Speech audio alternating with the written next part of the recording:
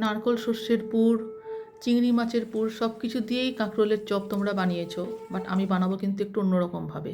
রেসিপিটা দেখো, খুব ভালো হয় খেতে। এর জন্য কাঁকরোলগুলো যথারীতি অর্ধেক করে সেদ্ধ করে রাখলাম আর ডিম সেদ্ধ করে রাখলাম।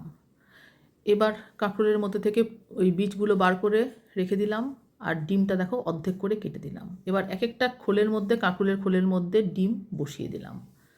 ডিম দিয়ে কাঁকরোলের চপটা একবার খালি বানিয়ে দেখো, ভীষণ ভীষণ ভালো লাগে খেতে।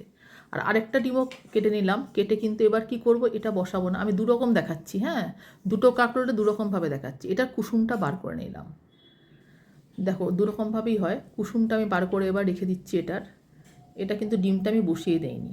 অনেকে কুসুম পছন্দ করে না খেতে, বা একটু অন্যরকম টেস্ট চায়, এটাতে ভীষণ ভালো হয়। এবার কি করব, কড়াইয়ের মধ্যে একটু সর্ষের তেল দিয়ে পেঁয়াজ কুচি দিয়ে দেবো। আদা রসুন কোনো মশলাপাতি কিচ্ছু না কিন্তু, হ্যাঁ, শুধু একটু পেঁয়াজ কুচি দিয়ে দিয়ে দিলাম কাঁচা লঙ্কা কুচি দিয়ে এবার ছেড়ে দিলাম কাঁকরোলের ওই বীজগুলো সেদ্ধ করা, আর দিয়ে দেবো কুসুম, যে ডিমটার কুসুমটা বার করে রেখেছিলাম। ব্যাস, এবার এটা একটু ভাজা ভাজা করে নেব। এর মধ্যে দেবো একটুখানি চিনি আর অল্প একটু নুন দিয়ে এবার খুব ভালো করে একটু ভাজা ভাজা করে নেব। জিনিসটাকে একটা পুরের মতন তৈরি করতে হবে আর কি। ভাজা ভাজা করে এবার যে দেখো রেখেছি পুরটা তৈরি হয়ে গেছে কিমার মতন। এবার কি করব, ডিমের ওই সাদা অংশটার মধ্যে যে ফাঁকা জায়গাটা ছিল, কুসুমটা বার করেছিলাম, ওটার মধ্যেই পুরটা ভরে দেব। দিয়ে এবার কাঁকরোলের করে মানে ওটা খোলের মধ্যে এটা ভরে দিলাম। ঠিক আছে, দেখো ওই ডিমের সাদার মধ্যে যে কুসুমের অংশটা বার করেছিলাম ওখানে কিন্তু এই পুরটা দিলাম। আর যেগুলোর মধ্যে ডিমের অর্ধেকটা পুরো দিয়ে রেখেছিলাম, অর্ধেক ডিম পুরো, একটু নুন ছিটিয়ে তার উপরে আবার এই পুরটা একটু কভার করলাম, যাতে ডিমটাও একদম আটকে গেল ভালো মতন, খুলে যাওয়ার কোনো চান্স থাকবে না। আর টেস্টটাও ভীষণ ভালো হবে, বেশ একটু পেঁয়াজ লঙ্কা সব কিছুর টেস্ট আসবে। সব পুরগুলো এইভাবে কভার করে দিলাম ভালো করে।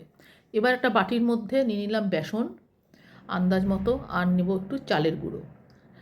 এবার গোলাটা আমি তৈরি করছি আর কি। আর দিলাম একটু নুন স্বাদ মতন, দিলাম বেকিং পাউডার আর একটু খাবার সোডা, খুব অল্প দিয়ে ভালো করে মিক্স করে নিলাম।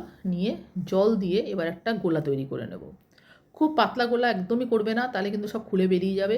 একটু মোটার দিকে গোলাটা করতে হবে। দেখো আমি করছি, কনসিস্টেন্সিটা আমি দেখিয়ে দিয়েছি কীরকম হবে। এই যে গোলাটা রেডি হয়ে গেছে, এই দেখো এরকম হবে।